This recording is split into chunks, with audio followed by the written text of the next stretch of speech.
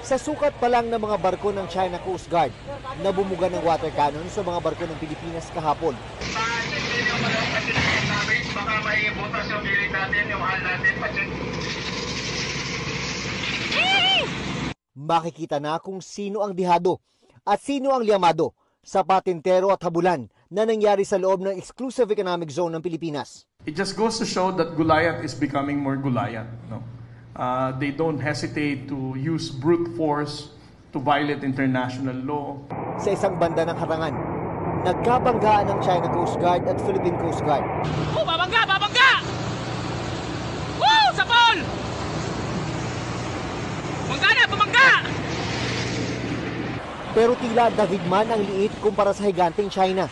Hindi raw matitinag ang Pilipinas na ipaglaban ang sa kanya ayon sa Coast Guard. We're not going to be deterred. We're not going to yield. Despite of all this harassment and provocative action, hindi kami mapipigilan ng China. Bagamat hindi bago ang pambobomba ng tubig ng China Coast Guard. Sir! Sir! May ipin na dyan, may ipin. Guys, stopin dyan, guys. Sapol!